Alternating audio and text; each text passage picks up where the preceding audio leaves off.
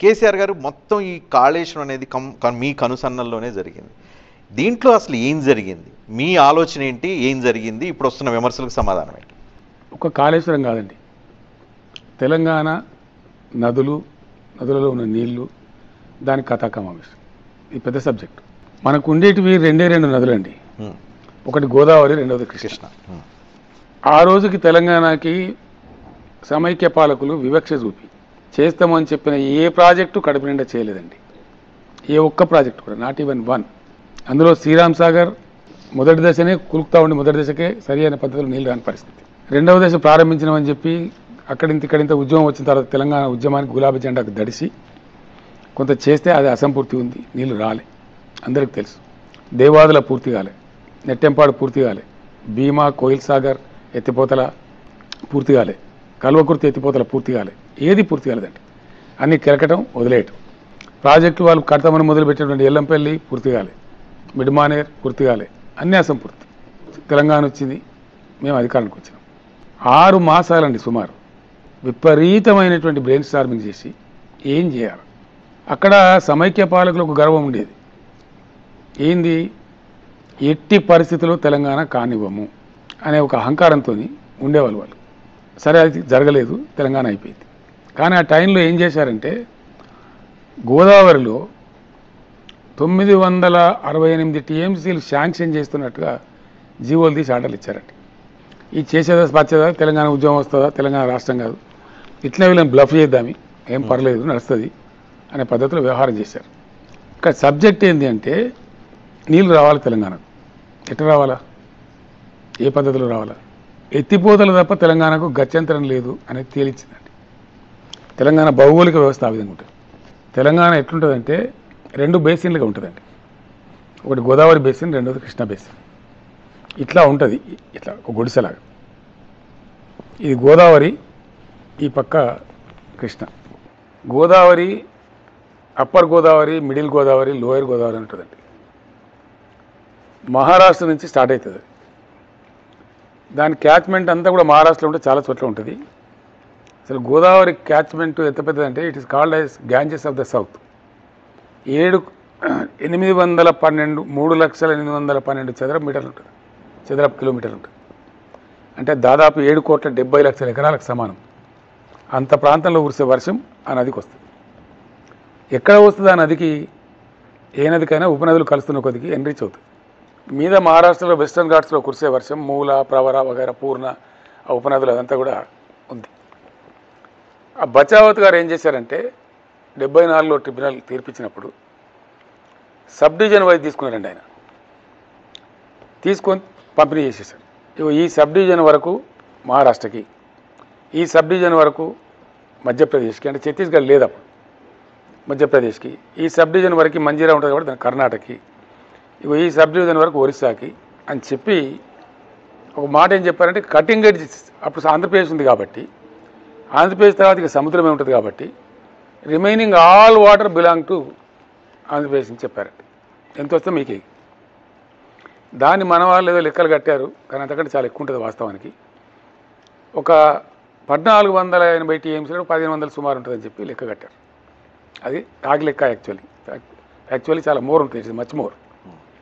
కానీ ఎక్కడ ఉంటుంది? గోదావరికి ప్రధాన ఉపనదులు 3 అండి, చాలా ఉంటాయి మీద, కానీ అవన్నీ చివరి కాన్ఫ్లుయెన్స్ పాయింట్కి వచ్చేటప్పుడు 3 ఉంటాయి, 3 రూపంలో ఉంటాయి. ఒకటి ప్రాణహిత, చాలా పెద్ద ఉపనది, అదే that is the major river. ఆ తర్వాత వచ్చేది ఇంద్రావతి, ఆ తర్వాత చివరిలో పాపికొండల దగ్గర వచ్చేది శబరి. ఈ 3 చాలా పెద్ద ప్రధానమైనటువంటి ఉపనదులు. ఇందులో యావరేజ్ లెక్కలు తీస్తే 1700 టీఎంసీల నీళ్లు తీసుకొచ్చే నది ప్రాణహిత. 650 నుంచి 750, 800 తెచ్చేది ఇంద్రావతి. 400 నుంచి 600 వరకు తెచ్చేది శబరి. ఇది దీని కథ. శబరి ఉపయోగపడితే ఇప్పుడు ఆంధ్ర ప్రాంతానికి ఉపయోగపడుతుంది, అది పోలవరం ప్రాజెక్టుకు ఉపయోగపడుతుంది. మీద తెలంగాణ తీసుకోవాలంటే తెలంగాణకు ఉన్నటువంటి అవకాశం ఐదర్ ఇంద్రావతి ఆర్ ప్రాణహిత. ఇంద్రావతి తమాష ఏంటంటే ఆ ఇంద్రావతి బల్లున వస్తుంది, మళ్ళీ తొందరగా ఆగిపోతుంది, సంవత్సరం పొడుగుతూ నీళ్ళు రావు. ఏకైక జీవనది ప్రాణహిత. మెయిన్ గోదావరి కంటే కూడా జీవనది ప్రాణహిత. అసలు ప్రాణహిత లేకపోతే గోదావరి లేదు. ప్రాణహితతోనే కథ. అంటే ఎక్కడి నుంచి తీసుకోవాలి నీళ్లు అంటే ప్రాణహిత నుంచే తీసుకోవాలి, ఇంకా మార్గం లేదు. సంపూర్ణంగా అనుకున్న ఆ 968 టీఎంసీల కేటాయింపు సమైక్య పాలకులు చేసినటువంటి కేటాయింపు తెలంగాణ తీసుకోవాలంటే వాడుకోవాలంటే only Pranahita is the go, there is no other way, right? Established not by me, central water commission, central water కమిషన్కి అనుబంధంగా ఉండేటువంటి వ్యాప్కోస్ సర్వే సంస్థ వాళ్ళు చేసిన నిర్ధారణ. సో దాని ఆధారంగా తీసుకోవాలి. ఇది ఇక్కడ తమాషా అయింది. గోదావరి బేసిన్లో హయ్యెస్ట్ భూమి లెవెల్ ఉండేది తెలంగాణ భూమి 680 మీటర్ల ఎత్తులో ఉంటుందండి. That is Kondapochamma Sagar project. మేము కట్టినాం అక్కడ 15 టీఎంసీ ప్రాజెక్ట్ కట్టాం. అంటే 85 to 680 మీటర్స్ రావాలి. ఇది గోదావరి కథ. ఇంకా కృష్ణలో శ్రీశైలం తీసుకోవాలి నీళ్ళు. అక్కడ కూడా వాల్ ఇట్లా ఉంటుందండి. అక్కడ కృష్ణ బేసిన్లో హయ్యెస్ట్ పాయింట్ కొందుర్గు మండలంలోని లక్ష్మీదేవిపల్లి గ్రామం అండి, 670 మీటర్లు. ఇది 618 మీటర్లు అయితే అది 670 మీటర్లు. అక్కడి నుంచి కూడా కృష్ణ వైపు అంతా వాల్ ఉంటుంది. ఇంకొక వాల్ ఎటు ఉంటుందంటే ఆ తెలంగాణ ఉత్తరం వాలుగా ఉంటుంది, దక్షిణం వాలుగా ఉంటుంది, మళ్ళీ తూర్పు వాలుగా ఉంటుందండి. రెండు నదులు కూడా బంగాళాఖాతంలో కదా పోయేది.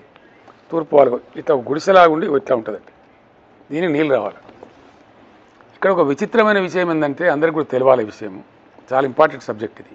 11వ శతాబ్దంలో తెలంగాణ కేంద్రంగా పరిపాలించిన కాకతీయ రాజులు ఎవరైతున్నారో వాళ్ళు చాలా పుణ్యాత్ములండి.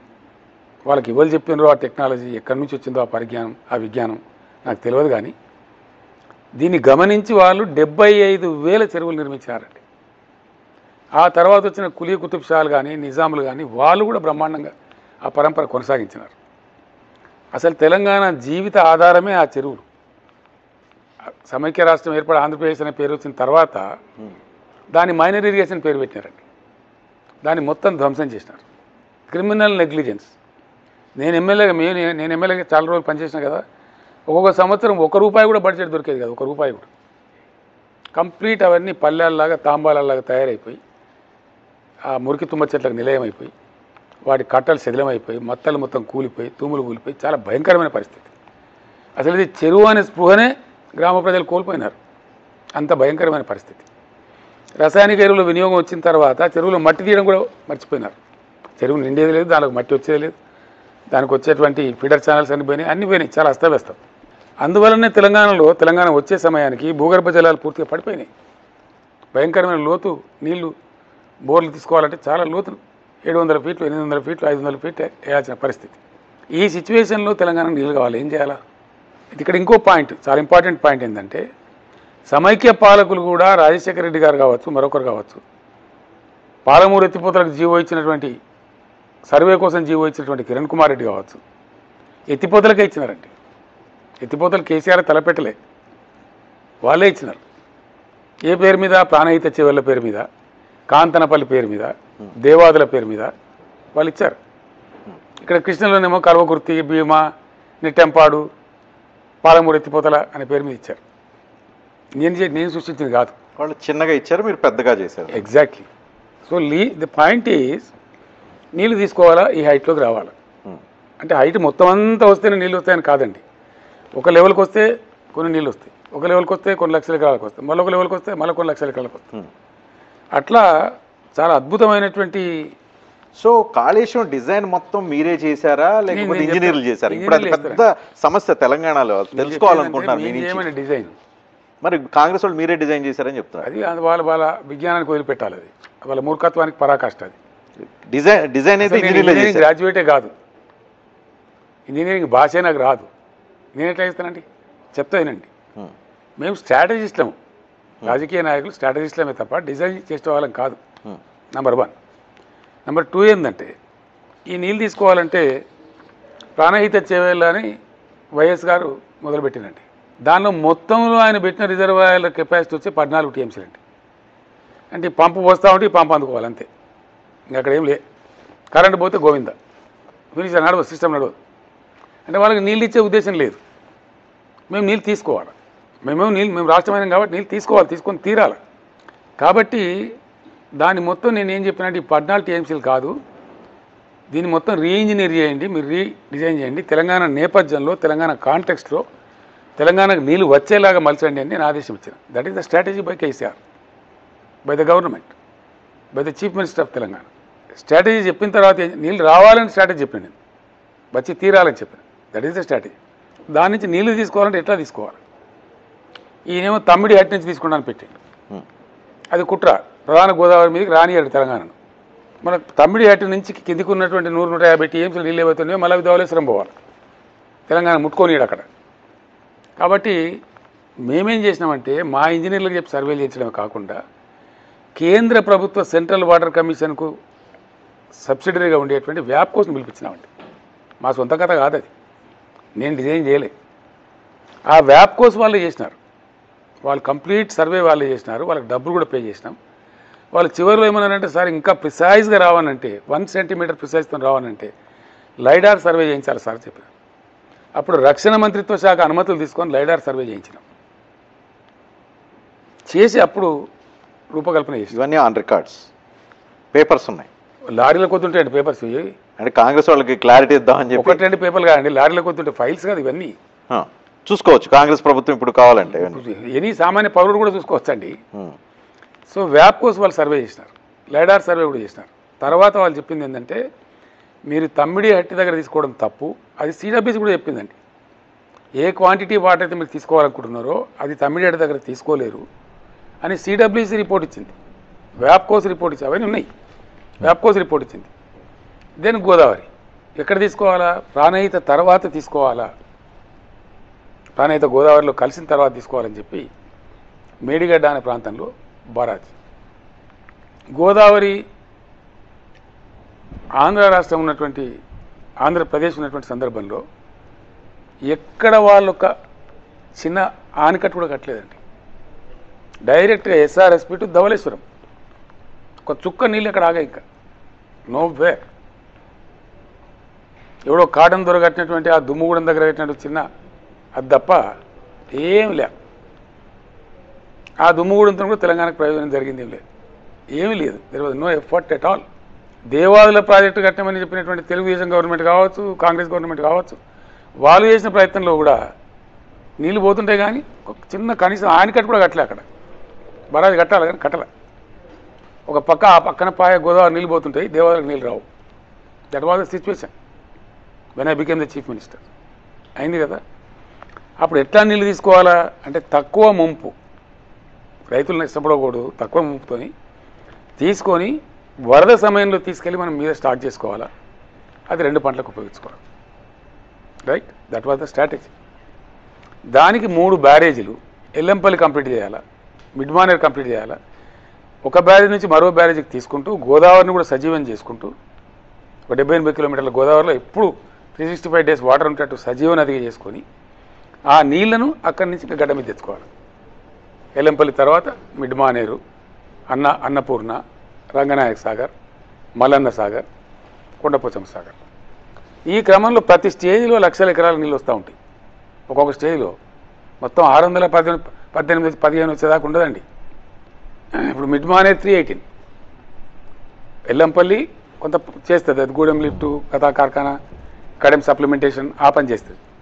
అదేవిధంగా మిడ్మానేర్ రాగానే మొత్తం ఎస్ఆర్ఎస్పి పాత ఆయకట్టుకంతా నిలుస్తుంది. అక్కడ మేమేం చేసినాం, అప్పర్ గోదావరి నుంచి వాళ్ళు బాబ్రీ లాంటి అనేక చెక్ డ్యామ్లను కట్టుకొని మహారాష్ట్ర నీళ్ళు తీసుకుంటుంది కాబట్టి తగ్గినాయి, నీళ్ళు రావు. తెలంగాణ రాకముందు, కాళేశ్వరం లేకముందు కనీసం 10-14 సంవత్సరాలు శ్రీరామ్ సార్ ఆయకట్టు ఎండిపోయిందండి. శ్రీరామ్ సార్ ప్రాజెక్టే ఎండిపోయింది. అసలు మొత్తం మొసలు బయటకు వచ్చింది, రైతులు శనగలు వేసుకున్నారు చాలా సందర్భాలలో.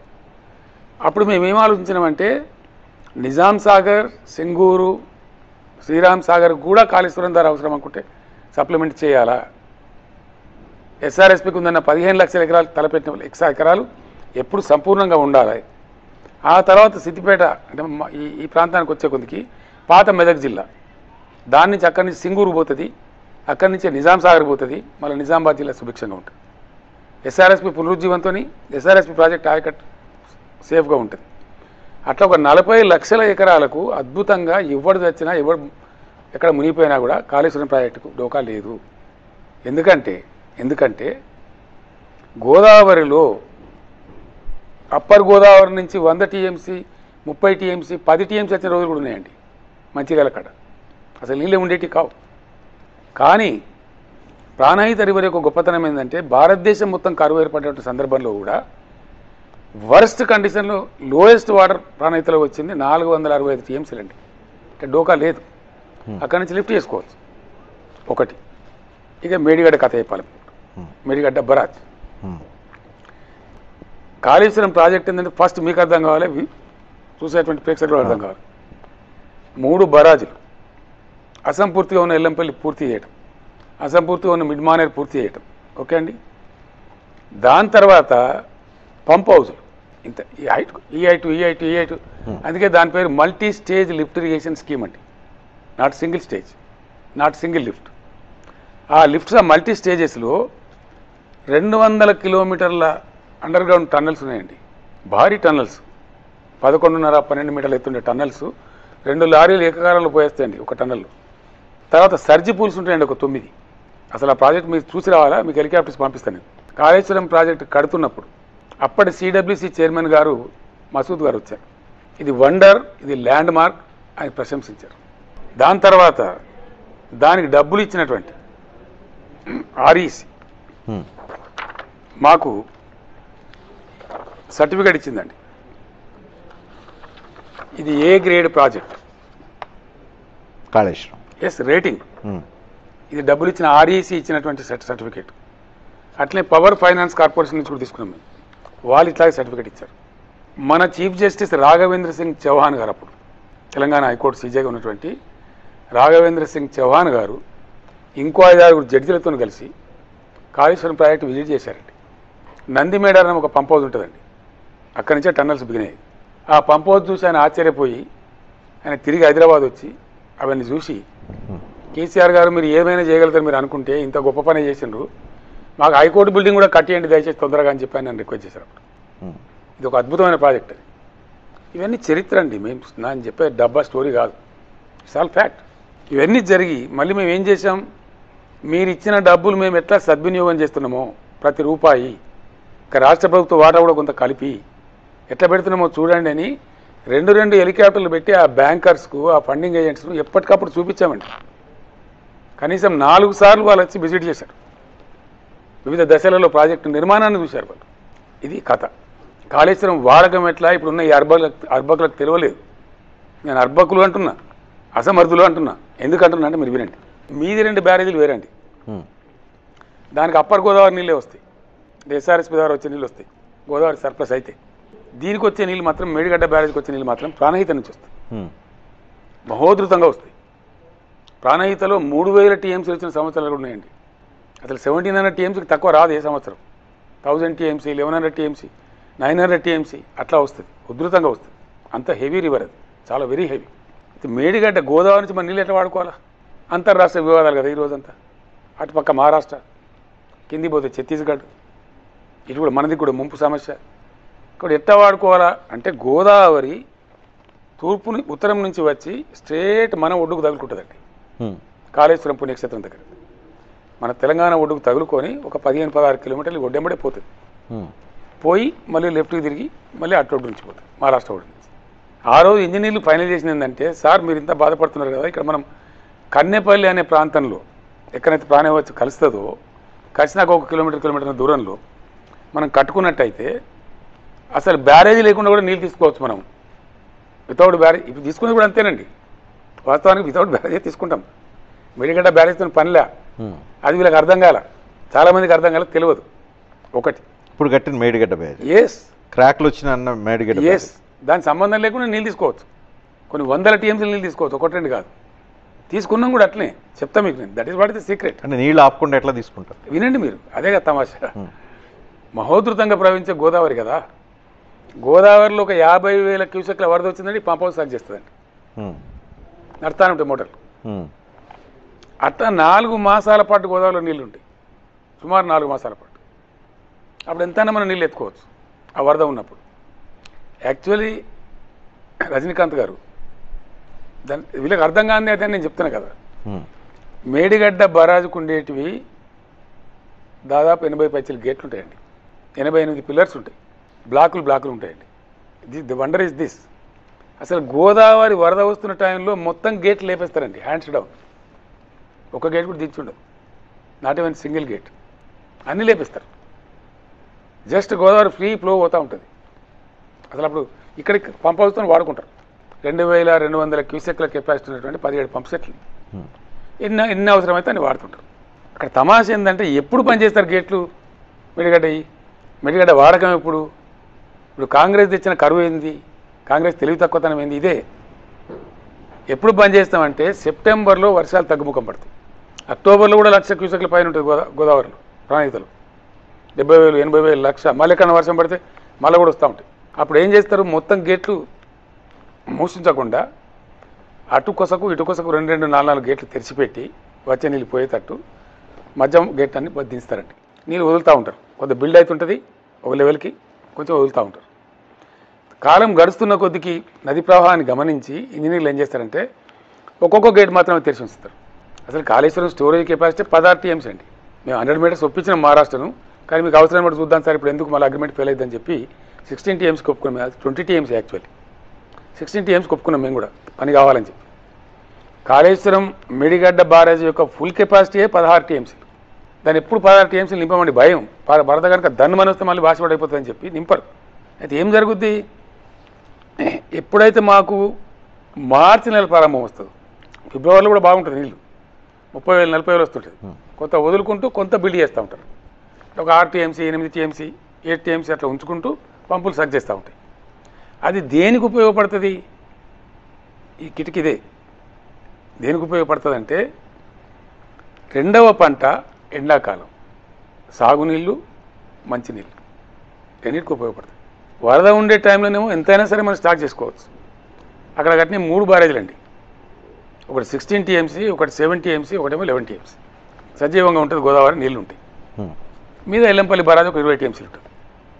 మీద మిడ్ మానేర్ ఉంటుంది, మీద రిజర్వాయర్ ఉంటుంది. మేము 147 14 TMCల రాజశేఖర రెడ్డి పెట్టిన ప్రాణహిత చెవుల నుంచి 147 రౌండ్ ఫిగర్ పట్టుకుని 150 TMCల స్టోరేజ్ కట్టినాం మేము రిజర్వాయర్. నేను చెప్పదలుచుకున్నది ఏంటి? ఇప్పుడు ఈ 147 TMCల రిజర్వాయర్లు క్షేమంగా ఉన్నాయి, ఏం టెక్నికల్ ప్రాబ్లం రాలే. 200 కిలోమీటర్ల టన్నెల్స్ క్షేమంగా ఉన్నాయి, సిస్టమ్ ఇంటాక్ట్ ఉంది, ఏం రాలా. బ్రహ్మాండమైన సర్జ్ పూల్స్ ఉన్నాయి, అవన్నీ ఇంటాక్ట్ ఉన్నాయి. 1500 కిలోమీటర్ల కాలువలు అవి ఇంటాక్ట్ ఉన్నాయి. 3 బ్యారేజీల మీద కట్టినటువంటి అన్ని పిల్లర్లు క్షేమంగా ఉన్నాయి. అట్లనే ఈ కాలువల మీద రకరకాల పద్ధతుల మీద కట్టినటువంటి బ్రిడ్జిలు, వాటి కింద కట్టిన 100 పిల్లర్లు అవన్నీ క్షేమంగా ఉన్నాయి, నిక్షేపంగా ఉన్నాయి. ఏం ప్రమాదం జరగలేదు, ప్రపంచం మునిగిపోలే. దీని మీద పెట్టినటువంటి అనేక పంప్ హౌజులు, మల్టీ స్టేజ్ లిఫ్ట్ ఇరిగేషన్ కాబట్టి అనేక పంప్ హౌజులు బ్రహ్మాండంగా ఇంటాక్ట్ ఉన్నాయి, అన్ని నడుస్తున్నాయి. మొన్న వీలే నడిపిన నందిమేడారం పంప్ హౌస్ నా దాడికి తట్టుకోలేక అంత ఇంటాక్ట్ ఉందండి. మొత్తం మీద 2 బ్యారేజీలు ఇంటాక్ట్ ఉన్నాయి, ఎల్లంపల్లి ఇంటాక్ట్ ఉంది, మిడ్మానర్ ఇంటాక్ట్ ఉంది, మల్లన్న సాగర్ ఇంటాక్ట్ ఉంది, కొండపోచమ్మ సాగర్ ఇంటాక్ట్ ఉంది, రంగనాయక సాగర్ ఇంటాక్ట్ ఉంది, అన్నపూర్ణ ఇంటాక్ట్ ఉంది, టన్నెల్స్ ఇంపాక్ట్ ఉన్నాయి, surge pools, everything is intact. ఒక్క మేడిగడ్డ బ్యారేజ్లో ఒక 2 పిల్లర్లు, 3వ పిల్లర్ కూడా కొంత ఒక్క బ్లాక్లో అండి. ఇంకా దీని తమాషా మీకు తెలియాలి. వాళ్ళొక మూర్ఖత్వంలో పోయినట్టు పాపం తెలియక. ఏం జరిగింది? వాళ్ళ మూర్ఖత్వం ఏంది అంటే వివిధ బ్లాకులుగా ఉంది. ఈ 7th బ్లాక్లో 10-11 పిల్లర్స్ ఉన్నాయి. ఆ 10-11 పిల్లర్లలో ఒక 2 పిల్లర్లు కొంచెం ఎక్కువగా, ఇంకో పిల్లర్ కొంచెం తక్కువగా క్రాక్స్ వస్తాయి. దాని మీద ఏంది యాక్చువల్గా నేను కూడా అడిగిన, ఎన్నికలకు ముందే వచ్చినాయి. నేను అడిగిన ఫోన్ చేసి ఎందుకే ఇట్లా జరిగిందని. అంతకుముందు సంవత్సరం సార్ 28 లక్షల క్యూసెక్లకు భయంకరమైన వరద వచ్చింది. అప్పుడే మన కింది పంప్ హౌస్ కూడా మునిగింది, కన్నేపల్లి పంప్ హౌస్ కూడా మునిగింది, దాన్ని రిపేర్ చేసుకున్నాం. ఈ ఆఫ్రన్ ఏదైతే ఉందో దానికి ఎప్పటికప్పుడు సరి చేయాలా. దానికోసమే నేను అద్భుతంగా అంతకుముందు లేనటువంటి ENC O&M ఆపరేషన్ అండ్ మెయింటెనెన్స్కి ఒక ENC పోస్ట్ కూడా క్రియేట్ చేసి నాగేంద్ర గారు అని చెప్పి ఆయన మంచి ఇంటెలిజెంట్ ఇంజనీరు, ఆయనకు అప్పయిపోయిన బాధ్యత. అక్కడ ఉండే CE దాన్ని చేయాలి. యాక్చువల్గా అది సర్దాల్సి ఉండే, అది సర్దకపోవడం వల్ల దాని కింద ఉన్నటువంటి ఇసుక కుంగి కొంచెం అది క్రాకచ్చు. అది ఒకటే బ్లాక్. ఇప్పుడు ఏం జరుగుతుంది? వీళ్ళు ఏమనుకున్నారు, మేము అట్లే వదిలేస్తాం, కేసీఆర్ను బదనాం చేయాలా, కాళేశ్వరం ప్రాజెక్టును బదనాం చేయాలా, బీఆర్ఎస్ గవర్నమెంట్ను బదనాం చేయాలా అనే ఒక దురుద్దేశంతో నీళ్ళు పోతూ ఉండే. అప్పటికి 8,000 10,000 క్యూసెక్లు పోతున్నాయి. ఆ ఇసుకలో కాపర్ డామ్ వేసినట్టు పంపులు గుంజుతాయండి. దాంతో ఎప్పటికప్పుడు మీదికి నింపాల్సి ఉండే నీళ్లు డన్. మమ్మల్ని మొత్తం బ్యారేజ్ ఉడకపోద్దాం అనుకున్నారు వీళ్ళు. ఇప్పుడు కాంగ్రెస్ గవర్నమెంట్ ఆ పిల్లర్స్ ఒక్క బ్లాక్ను రిపేర్ చేయకపోయినా మిగతా బ్లాకులు 100 ఏళ్ళ వరకు కూడా అట్లే ఉంటాయండి. ఏంది కథ? హిస్టరీ మొత్తం కథ ఏంటంటే, మాకు అవగాహన ఉంది కాబట్టి, మేము ఉద్యమం చేసినాం కాబట్టి, ఆ సందర్భంలో స్టడీ చేసినాం కాబట్టి, తెలంగాణ రావడానికి ముందే 1.5 సంవత్సరాల ముందే మిషన్ కాకతీయ పథకాన్ని రూపకల్పన చేసినాం కాబట్టి మేమేం చేసినాం, కాళేశ్వరం నుంచి నీళ్ళు తెచ్చినాం. ఎట్లా అదే మన వర్షాకాలంలో తెచ్చినాం, తక్కువ ఉన్నదనుకుంటే రెండో పంటకు తెచ్చినాం. ఎప్పటికప్పుడు మొత్తం చెరువులు నింపి పెట్టేవాళ్ళు. మిషన్ కాకతీయ చేసి అద్భుతంగా చేసినాం. దాన్ని చెరువుల యొక్క నీటి సామర్థ్యాన్ని పెంచినాం, వాటి కట్టలు బందోబస్తు చేసినాం, వాటి యొక్క మత్తలు బందోబస్తు చేసినాం, తూములు బందోబస్తు చేసినాం. చాలా బ్రహ్మాండంగా ఎంత పెద్ద వరద వచ్చినా కొట్టుకపోకుండా చేసినాం. చేసి కాళేశ్వరం ద్వారా ఉన్న కాలువల నుంచి, పాత కాలువల నుంచి మొత్తం ఆ కాలువల కింద ఉండే రాడార్లో ఉండే 11,000 చెరువులు నింపినాం. అందుకే మీరు మీ టీవీ నైన్ కూడా చూపించింది వార్తలు. ఎండాకాలంలో కూడా మత్తళ్ళు దుంకుతున్న చెరువులు, ఎండాకాలంలో కూడా మత్తళ్ళు దుంకుతున్న చెక్ డ్యామ్లు. ఇవే కాకుండా ఇంకో పని మేమేం చేసినాం, 4,000 కోట్ల రూపాయలు పెట్టి చెక్ డ్యాములు మంజూరు చేసినాం. 1,200 చెక్ డ్యాములు గోదావరి బేసిన్లో ఉండేటువంటి, కృష్ణా బేసిన్లో ఉండేటువంటి అన్ని ఉపనదుల మీద, వాగుల మీద, వంకల మీద చేసినాం. ఒక 500-600 కన్స్ట్రక్షన్ కూడా అయిపోయినాయి. మీకు హల్దీ వాగు మీద, కూడవెల్లి వాగు మీద, మంజీరా వాగు, చాలా వాగులు ఎక్కడ చూసుకున్నా. నిజామాబాద్ జిల్లాలో పెద్ద వాగు మీద, కప్పల వాగు మీద, అన్నిటి మీద కట్టినారు. మా ఎమ్మెల్యేలు నిలబడి కట్టినారు. బ్రహ్మాండంగా అన్నీ నింపి పెట్టేది. ఇంజనీర్లు, ఐఏఎస్ అధికారులు అయితే ఏం చేస్తారండి, వాటర్ అనేది కాలువకే ఇస్తాం, వాగులు ఎట్లా పోస్తామండి అంటారు వాళ్ళు. వాళ్ళకి తెలంగాణ ఆత్మ తెలియదు. మేము పరిపాలకులం కాబట్టి, మేము ఎమ్మెల్యేలం కాబట్టి, మంత్రులం కాబట్టి, ముఖ్యమంత్రులం కాబట్టి మాకు తెలుసు తెలంగాణ ఎట్లా బతుకుతుందో. దాన్ని అంటే ఎంత గ్రౌండ్ వాటర్ పోతుంటుందో, బోర్లు గుంజుతుంటాయో అంత ఎప్పటికప్పుడు మేము రీఛార్జ్ చేసేవాళ్ళం. మత్తాలు నింపి పెట్టేవాళ్ళం, చెరువులు నింపి పెట్టేవాళ్ళం, చెక్ డ్యాములు నింపి పెట్టేవాళ్ళం, అవసరమైన సందర్భంలో వాగులలో నీళ్ళు ఇచ్చేవాళ్ళం. మీకు సింపుల్గా చెప్పానంటే, మేడిగడ్డ బరాజులో నీళ్ళు ఎట్లా తీసుకోవాలనే టాక్టికల్ అప్రోచ్ ఏంటంటే, అది 2వ పంట నుంచే తీసుకుంటాము. సెప్టెంబర్ ఎండింగ్, అక్టోబర్, నవంబర్, డిసెంబర్లో నీళ్ళు తీసుకుంటాము. ఆ టైంలో దొరికేటువంటి 75-100 టీఎంసీల నీళ్ళు తీసుకొని ఈ మీదికి పంపిస్తూ ఉంటాం. ఈ పంప్ హౌస్ ద్వారా, ఈ మల్టీ స్టేజ్ లిఫ్ట్ల ద్వారా పంపించుకుంటూ ఛార్జ్ చేస్తూ ఉంటాం. దాంతో భూగర్భ జలం పడిపోదు, బోర్లు ఎండిపోవు, కొత్త బోర్లు కూడా పడతాయి, పొలాలు ఎండిపోవండి. వీళ్ళు చేసిన పని ఏంది, ఇప్పుడు అతికి పోయి అందులో ఇందో పట్టుకుంటామని, అబ్బా ఇక దొరికిందిరా అని ఒక పిచ్చి ఆదుర్దాలో ఇక కేసీఆర్ను బదనాం చేయొచ్చని మొత్తం మేడిగడ్డ ప్రాజెక్టే గోల్మాలన్నట్టుగా చెప్పినారు. యాక్చువల్ ఫ్యాక్ట్ ఏందండి, మేడిగడ్డ బరాజ్ మీద, Medigadda barrage is one single component of entire college Vibrant Kaleshwaram project. That's a small component. దాని కాస్ట్ అంతా 4,000-4,500 కోట్లు ఉంటుంది. ఆ 3 పిల్లలు సరి చేస్తే ఒక 150 కోట్లు అయిపోతుంది. అదేం బ్రహ్మ విద్య కాదు, దానికి ఏం ప్రమాదం రాలేదు. Yes, I will see it. నేను కాదండి, ఈ తతంగం అంతా అర్థమైన తెలంగాణ ప్రజలకు. ఇప్పుడు కరీంనగర్ జిల్లా కొత్తపల్లి మండలం నుంచి స్వామిరెడ్డి గారు అని ఒక రైతు ఒక వ్యాసం రాసిండండి పేపర్లో. ఈ కాంగ్రెస్ దుర్మార్గులు కేవలం కేసీఆర్ను బదనాం చేయాలని దురుద్దేశంతో చేయక మన పొలాలు ఎండబెట్టిండ్రు. ఈ కాళేశ్వరం ప్రాజెక్ట్ కింద ఉన్న మొత్తం రైతులను కలిసి తలా ఇంత చందా వేసుకొని 200 కోట్లతో మనం కట్టుకుందామని పెట్టినండి వారు. ఆయన వ్యాసం రాశాడు. అది కానీ అది సాధ్యం కాదు కదా. సాధ్యం. Yes, I will do it. నేను మొన్న అదే చెప్పిన, మీరు కాళేశ్వరం ప్రాజెక్టును నా కళ్ళ ముందే తెలంగాణ నాశనం చేస్తూ కూర్చుంటే నేను మౌనం పాటించే ప్రసక్తి లేదు. మీరు ఎవడడ్డస్తారో రాండి, 50,000 మంది రైతులను తీసుకొని మిమ్మల్ని పండబెట్టి తొక్కుకుంటూ పోయి దాన్ని రిపేర్ చేస్తా, కాళేశ్వరం పంపులు నడుపుతా అని చెప్పిన మొన్న కరీంనగర్ జిల్లాలో. Yes, I said it. And political statement okay, కానీ ప్రభుత్వం చేయాల్సిన పని ఇండివిజువల్స్ ఏం చేయాలి? మేము ఇది ప్రజాస్వామ్యం, ప్రజాయుగం. ప్రభుత్వం ఒకరు మొండికేసి చేయకపోతే ప్రజలు చేసుకుంటారండి. మేము చేసి చూపెడతాం. I will get it done. కోటాను కోట్ల ప్రజలు, లక్షలాది రైతుల కుటుంబాలకు సంబంధించిన సమస్య ఒక చీప్ పొలిటికల్ టాక్టిక్స్ కోసం, మీ చిల్లర రాజకీయాల కోసం దాన్ని బలిపెడతామంటే ఎట్లా చూస్తూ ఊరుకుంటుందండి తెలంగాణ సమాజం? ఎందుకు ఊరుకోవాలా? ఏమైందండి? టన్నెల్స్కి ఏమైనా అయిందా? రిజర్వాయర్లకు ఏమైనా అయిందా? కాలువలకు ఏమైనా అయిందా? పంప్ హౌజులకు ఏమైనా అయిందా? మీది 2 బ్యారేజీలకు ఏమైనా అయిందా? అక్కడ ఎంత వెర్రి చేతలండి. ఈ గ్రౌటింగ్లు గ్యూటింగ్లు ఎవ్రీ ఇయర్ చేయాలా? That is operation and maintenance అంటారు. నదుల మీద ఉండే బ్యారేజీలకు కానీ రిజర్వాయర్లకు కానీ ఎప్పటికప్పుడు మెయింటెనెన్స్ చేస్తూ ఉండాలి. ఈవెన్ నాగార్జున సార్ కూడా మెయింటెనెన్స్ చేస్తాం ఇప్పుడు ఎవ్రీ ఇయర్. ఆ మెయింటెనెన్స్ నిర్లక్ష్యం చేస్తే లేచిపోతుంది ప్రాజెక్టు. కానీ 90,000 కోట్ల రూపాయలు ఖర్చు అయింది కాళేశ్వరానికి. Yes. 90,000 కోట్ల రూపాయలు జెన్యూన్గా పర్ఫెక్ట్గా ప్రజలకు ఉపయోగపడే ప్రాజెక్ట్ని కట్టించి ఇచ్చామని చెప్పగలుగుతారా కాన్ఫిడెంట్గా? నేను చెప్పుడు కాదండి, ప్రజలు చెప్తున్నారు కదా. ఎందుకంటే 5 సంవత్సరాలు కాళేశ్వరం ఫలితాలు పొందిరు కదా ప్రజలు. 40-50 లక్షల టన్నుల వడ్లు పండించిన తెలంగాణ 3.5 కోట్ల వడ్లు ఎట్లా పండించిందండి కాళేశ్వరం పుణ్యం కాకపోతే? అదేమన్నా స్టోరియా? కాంగ్రెస్ ప్రభుత్వం శ్వేతపత్రం రిలీజ్ చేసింది కేవలం వాళ్ళ పత్రం బోగస్ అండి, వదిలిపెట్టండి. 3.5 కోట్ల వడ్ల టన్నులు ఎట్లా పండినాయి తెలంగాణలో? You tell me, answer me. Let the Congress answer the people. ఊరికే ఇష్టం వచ్చినట్టు మాట్లాడదామంటే కాదు కదా. 3.5 కోట్ల వడ్లు పండిన మాట నిజమా కాదా? ఒకటి, మేం పండించిన పంట అసమర్థ కేంద్ర ప్రభుత్వం, నరేంద్ర మోడీ ప్రభుత్వం కొనడానికి చేత కాకపోతే ఎఫ్సిఐ కొనాన్ని నిరాకరిస్తే, మొండికేస్తే entire Telangana cabinet, entire Telangana శాసనసభ్యులు, ఎంపీలు, ఎమ్మెల్సీలు అందరం మీరు ఢిల్లీలో ధర్నా చేసాం కదండి. ఎందుకు చేయాల్సి వచ్చింది? ఇవన్నీ బట్టియేనా? మీ బోగస్ పత్రాలు, మీ కాకమ్మ కబుర్లు, మీ బాకా ఊదే పేపర్లు, అది నిజమా? 98,000 ఎకరాలు మాత్రమే కాళేశ్వరం వల్ల సాగవుతుంది అనేది రబ్బిష్ అండి. ఎంత సాగవుతుంది మీ లెక్క ప్రకారం? రబ్బిష్. మీ లెక్క ప్రకారం ఎంత? 40 లక్షల ఎకరాలు సాగవుతుంది, 30 లక్షల ఎకరాలు సాగవుతుంది లాస్ట్ కాళేశ్వరం ద్వారా. ఎస్. ఎక్కడిదండి స్టేజ్ 2కి నీళ్ళు ఎక్కడియండి? సూర్యాపేట తుంగతుర్తికి నీళ్ళు ఎక్కడియండి? మహబూబాబాద్ డోర్నకల్ నీళ్ళు ఎక్కడియండి? రజనీకాంత్ గారు వచ్చినాయా శ్రీరామ్ సార్ నీళ్ళు? పేరు కది ఎస్ఆర్ఎస్పి స్టేజ్ 2. నేను చెప్పేది మహబూబాద్ వాళ్ళు వింటున్నారు కదా, నేను చెప్పేది తుంగతుర్తి వాళ్ళు వింటున్నారు కదా, సూర్యాపేట వింటున్నారు కదా, డోర్నకల్ వింటున్నారు కదా, నర్సంపేట, భూపాలపల్లి ప్రాంతాలకి ఎప్పుడు నీళ్ళు వచ్చినాయండి?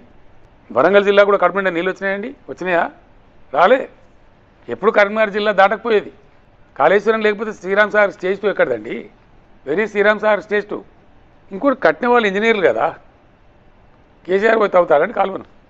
2, ఇంకోటి అలా ఏమో దొరుకుతుంది అని వీళ్ళు ఒక భ్రమలో ఉన్నారు. దానికి తోక ఎంక్వైరీ తొట్టమే డూ ఇట్ కాదు. డ్యామ్ సేఫ్టీ అథారిటీ వచ్చి ఎంక్వైరీ చేసి, కాంగ్రెస్ కాదు, డ్యామ్ సేఫ్టీ అథారిటీ వచ్చి ఎంక్వైరీ చేసి ఇక్కడ ఏదో తప్పు జరిగింది అని వాళ్ళు రిపోర్ట్ ఇచ్చారు. వినండి మీరు. మొన్న ప్రధానమంత్రి ప్రాతినిధ్యం వహిస్తున్నటువంటి ఉత్తరప్రదేశ్ రాష్ట్రంలో గంగా నది మీద కడుతుంటే బ్రిడ్జి కూలిపోయిందండి. బీహార్లో కడుతుంటే బ్రిడ్జి కూలిపోయిందండి. అమెరికాలో హోవర్ డ్యామ్ కొట్టుకుపోయిందండి 2-3 సార్లు, మళ్ళీ కట్టుకున్నారు. మన దగ్గర కడెం ప్రాజెక్ట్ కొట్టుకుపోయిందండి. నాగార్జున సార్ రైట్ సైడ్ మొత్తం కుంగిపోయిందండి కట్టిన తర్వాత, మళ్ళీ సరి చేసుకున్నారు. ఈ మెగా ప్రాజెక్టులు, మహానదుల మీద కట్టే ప్రాజెక్టులలో డెఫినెట్గా కొన్ని లోపాలు వస్తాయి. దానికే ఆపరేషన్ అండ్ మెయింటెనెన్స్ అంటారు. ఏదన్నా అన్సిన్ వీళ్ళు కట్టినండి. ఇప్పుడు నేను ఇంకో ఉదాహరణ చెప్తాను మీకు. మిడ్మానేర్ ప్రాజెక్టును కోమటిరెడ్డి వెంకటరెడ్డి తమ్ముడు ఆయన కట్టిండండి. అది ఆ కట్ట ఒక్కటే పెద్దవాని గురితే అది కొట్టుకొని పోయిందండి మా గవర్నమెంట్లో. మేము ఆయన జైలు వేసినామా, కేసు పెట్టినామా, హంగామా చేసినామా, దాన్ని మళ్ళీ మీరు రిపేర్ చేసినాం. ఆ కొట్టుకుపోయిన గ్యాప్ను మళ్ళీ భర్తీ చేసినాం. మిడ్మానేర్ కంప్లీట్. మా జిద్దేముండే తెలంగాణకు నీళ్లు రావాలి, పచ్చని పంటలు పండాలి, ప్రజలు బతకాలి. మా జిద్దు అది. మేము చిల్లర రాజకీయాలు చేయలే. ఎంత తొందరగా వీలైతే అంత తొందరగా నీళ్ళు తేవాలనేటువంటి ఆదుర్దాలో, తొందరలో, ప్రజల మీద ఉన్న ప్రేమతోని మేము తెలంగాణ ఆత్మను ఆవిష్కరించున్నాం కాబట్టి, ఉద్యమం చేస్తున్నాం కాబట్టి నీళ్ళు తేవాలనే దానిలో మేము తెచ్చిన ఫలితం ఇచ్చింది కదా కాళేశ్వరం ప్రాజెక్టు. 3.5 కోట్ల ధాన్యం పండడానికి కారణమైంది కదా కాళేశ్వరం ప్రాజెక్టు. మరి నువ్వు మేడిగడ్డ నీళ్ళు ఎత్తపోయింది కదా, పంటలు ఎండిపోయినాయి.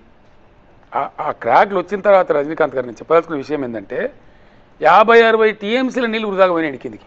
డ్యామ్ సేఫ్టీ అథారిటీ వదిలేయమని చెప్పింది. No sorry, nobody set. వీళ్ళ మూర్ఖత్వానికి నేను అడిగిన అక్కడ పనిచేసే ఇంజనీర్లు ఏమవుతుందంటే నాకు అర్థం కాదు. మీరే కదా కట్టిన, మీకు బుద్ధి లేదా, మీరు చెప్పలేదని అడిగిన నేను. మేము చెప్పినాం సార్, మేము మొత్తం చూడాల్సుకున్నాం, మీ ప్రాజెక్ట్ అంతా చూడాల్సుకున్నాం, నొత్తి ఎత్తద్దు నీళ్ళు అని చెప్పిన. ఇసుక పోసి కట్టేదండి. ఇసుక బస్తాలు అడ్డమేసి కూడా నీళ్ళు కొద్దిగా బిల్డ్ చేస్తే 2, 3, 4 పంపులు నడుపుకోవచ్చు సులభంగా. అంటే కాంగ్రెస్ ప్రభుత్వం ప్రజలకు నీళ్లు ఇవ్వకూడదనే ఉద్దేశంతో నీళ్లు వదిలేసిందంటారా? కేసీఆర్ను బదనం చేద్దామనే చిలిపి ఒక చిల్లర రాజకీయ ప్రక్రియలో దురుద్దేశంలో భాగంగా ప్రజలను నూరగొట్టింది. కానీ కేసీఆర్ని టార్గెట్ చేయడం కోసం రైతులను అన్యాయం చేస్తారా? చేసింది కదా, ఇప్పుడు బయటపడ్డది కదా. లేకపోతే స్వామిరెడ్డి గారు చిల్లర వికృత క్రియేట్ ఉంటుందా? నేను చెప్పే స్టోరీ అంత ఏందండి. మీరు వెళ్ళిరండి కాళేశ్వరానికి దయచేసి, మేము ఏర్పాటు చేస్తాం మీకు వెహికల్స్. కానీ మీకు 40 లక్షల ఎకరాలు కాళేశ్వరం ద్వారా మీరు సాగులోకి తీసుకొచ్చామని అంటూ ఉన్నారు. నేను చెప్పేది కానీ అప్పుడు అధికారులు ఒకటే, వాళ్ళేమో ఇప్పుడున్న అధికారులు చెప్తారా 90,000 ఎకరాలు. మీరు వినండి, 90,000 ఎకరాలు అనేది పూర్తి బ్లఫ్. ఎందుకంటే ఒక రంగనాయక సాగర్ కిందనే సిద్దిపేటలోనే కొత్తగా వచ్చినటువంటి ఆయకట్టు దాదాపు 1 లక్ష చిల్లర 2 లక్షల చిల్లర ఉంది. కాంగ్రెస్ మంత్రే కదనండి కొండా సురేఖ గారు గొప్పగా పోయి ఆడ పోదు కొట్టి అది లిఫ్ట్ చేసి 1,40,000 ఎకరాలు నీళ్ళు విడుదల చేస్తున్నామని చెప్పింది. మరి 90,000 ఎకరాలు ఎట్లయిద్దండి? మల్లన్న సార్ ద్వారా వాడుతూ ఉంది, అది కొత్త ఆయకట్టే. రంగనాయక సాగర్ ద్వారా వాడుతూ ఉంది, అది కొత్త ఆయకట్టే. ఆలేరు నియోజకవర్గాన్ని నీళ్ళు పోతూ ఉన్నాయి, మేడ్చల్ నియోజకవర్గాన్ని చెరువులు నిండుతూ ఉన్నాయి, అదంతా కొత్త ఆయకట్టే. ఈ కాకి లెక్కలు చెప్పడము రాజకీయం వస్తుందని వాడుకునే ప్రయత్నాలు చేయడం కరెక్ట్ కాదు. ఒక తెలంగాణకు నీళ్ళు ఇచ్చేటువంటి గొప్ప వనరు గోదావరిని చాలా గొప్పగా మేము మా మేధోమదనం చేసి మేము కష్టపడి చెమట పడిచి బ్రహ్మాండంగా దాన్ని ఒక అద్భుతమైన వనరు క్రియేట్ చేస్తాం. దానిలో ఒక చిన్న లోపం జరిగిందండి. రజనీకాంత్ గారు మూతిలో 32 పనులు ఉంటాయి. ఒక పనుకి ఏదైనా ఇబ్బంది వస్తే మొత్తం పనులు కూడా కొడతామండి, మొత్తం నోరే ధ్వంసం చేస్తామా? ఆ పనులు డెంటిస్ట్ దగ్గర పోయి ఆ పనులు రిపేర్ చేసుకుంటాం. అది జరగాల్సిన పని. అది చెయ్యకుండా కేవలం బీఆర్ఎస్ పార్టీని, బీఆర్ఎస్ ప్రభుత్వాన్ని, కేసీఆర్ను దీనిలో ఇరికించవచ్చు, దీనిలో బదనాం చేయొచ్చు అనే ఒక క్షుద్ర ఆలోచనతోని, చిల్లర ఆలోచనతోని. ఇంకోటి వీళ్ళు అర్భకత్వం ఎక్కడ బయటపడుతుందంటే, నేను నల్గొండ జిల్లా పర్యటనకు బయలుదేరితే కాలువలో నీళ్ళు వదులుతారు. ఎస్ఆర్ఎస్పి వరద కాలువని మేము రిజర్వాయర్ చేసినామండి, బ్రహ్మాండంగా దాన్ని వాడినాం. మంచి పంటలు పండింది, లక్షల ఎకరాల పంటలు పండింది. దాన్ని మొత్తం వీళ్ళు ఎండగొట్టింది. నేను ఆ పర్యటనకు బయలుదేరితే అప్పుడు వరద కాలువలో నీళ్ళు వదులుతారు. ఎక్కడికి వెళ్ళి మళ్ళీ కాళేశ్వరం సిస్టంతో అన్నీ ఇప్పుడు తెలంగాణకు మొత్తం తెలిసిపోయిందండి. వీళ్ళు ఒక నాటకం ఆడి ఎల్లెలకల పడిపోయినారు, అయిపోయింది, వెల్లెక్కల పడ్డారు వీళ్ళ కథ. ఇప్పుడు స్వామిరెడ్డి అని ఒక మామూలు రైతు, ఆయనకి ఇంత సాంకేతికత తెలియదు, ఇంత వ్యవహారం తెలియదు. ఆయన ఎందుకు రాసిందండి వ్యాసం? ఆయన ఎందుకు రాయాల్సి వచ్చింది? What was the provocation for him? ఇలా యావత్తు తెలంగాణ, ఉత్తర తెలంగాణ మొత్తం అంటున్నారు మమ్మల్ని అనవసరంగా ఎండగొట్టినారు, మా నోట్ల మనుమూసులు అంటున్నారు. డెఫినెట్గా నేను చెప్తున్నా రజనీకాంత్ గారు, పార్లమెంట్ ఎన్నికలలో కాంగ్రెస్కు ఈ దెబ్బ కనిపిస్తుంది. ఓకే, మేడిగట్టుని ఎట్లా బాగు చేయాలి? కాళేశ్వరం విషయంలో విజ్ఞానాన్ని ఉత్తమ్ కుమార్ రెడ్డికి ఇరిగేషన్ శాఖ మంత్రి కావచ్చు, సీఎం కావచ్చు ఇవ్వగలుగుతారు మీరు? కాళేశ్వరం సింపుల్ అండి, యాజ్ సింపుల్ యాజ్ దట్. కాళేశ్వరంలో ఉన్నటువంటి Medigadda barrage, only Medigadda barrage, only one component. Medigadda బ్యారేజ్లో 7th బ్లాక్లో 11 పిల్లర్లు ఉన్నాయి. దానిలో ఒక 2, 3 క్రాక్ అయినాయి. ఆ బ్లాక్ మొత్తానికి కలిపి ఒక ఫౌండేషన్ ఉంటుంది, రాఫ్ట్ అంటారు దాన్ని. అది సింగిల్ రాఫ్ట్ ఉంటుంది. ఒకవేళ మొత్తం రాఫ్ట్ తీసేసి మళ్ళా కట్టాలన్నా అయ్యేది 400-500 కోట్లే. దానికి పెద్ద భయంకరమైన కథ ఏం లేదు. ఇంకోటి, మీరు చేయకపోయినా మీ పరువు పోతుంది. ఎట్లా? ఒకవేళ మీరు కొట్టకపోద్దు అనుకోని దాంతో కేసీఆర్ బదనామవుతుంది అనుకుంటే ఆ ఒక్క బ్లాకే వద్దండి, మిగతాదంతా అట్లే ఉంటుంది. అసలు పోదు, ఏమి పోదు. మీరు చూస్తారు, నేను చూస్తా, మన ఇద్దరం బతికే ఉంటాం కదా, చూద్దాం. నేను మిమ్మల్ని తీసుకెళ్తా, పోదాం. వాళ్ళ యొక్క అపార్థము, వాళ్ళ తెలివి తక్కువతనము, అబ్బాయి దీనిలో ఏందో ఇక కేసీఆర్ కథమే చేయొచ్చు.